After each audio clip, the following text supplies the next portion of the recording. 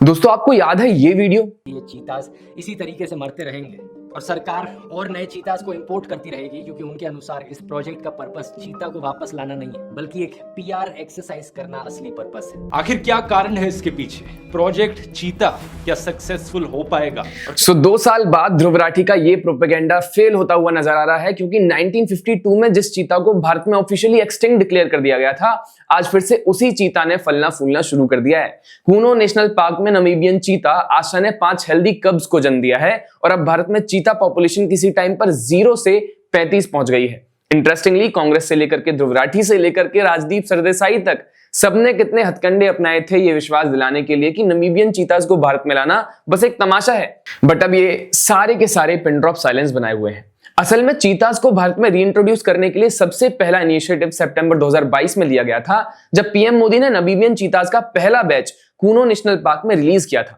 अब उस टाइम आपको याद होगा कि भारत जोड़ो यात्रा को जोरों से पुश किया जा रहा था और उसी कंटेक्स्ट में कांग्रेस ने इसे तमाशा और डाइवर्जन टैक्टिक्स बोल दिया था।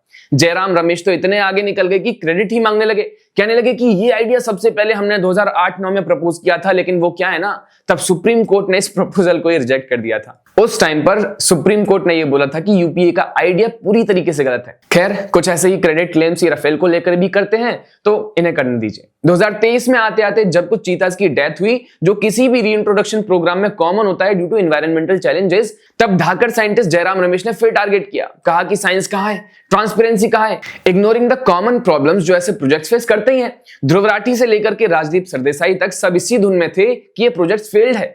इवन ध्रुव राठी ने तो डेडिकेटेड वीडियो ही बना दी थी, जिसकी क्लिप मैंने आपको स्टार्टिंग में दिखाई थी, इस प्रोजेक्ट को फेल्ड कहते हुए। बट इन सभी ने ये फैक्ट इग्नोर कर दिया कि स्टार्टिंग फेजेस में नई स्पेशीज की मोर्टेलिटी रेट 50% तक होती है। खैर, 2023 के बाद इस प्रोजेक्ट की सक्सेस ने सारे के सारे क्रिटिक्स का मुंह बंद कर दिया है। 8 बार सक्सेसफुली चीतास को जन्म देने के साथ साथ इंडियन बॉर्न चीतास की संख्या 24 और टोटल चीता पॉपुलेशन 35 हो गई है। इसी मंथ बोत्सवाना से 8 और चीतास को लाया जाएगा और ये रुकने वाला नहीं है।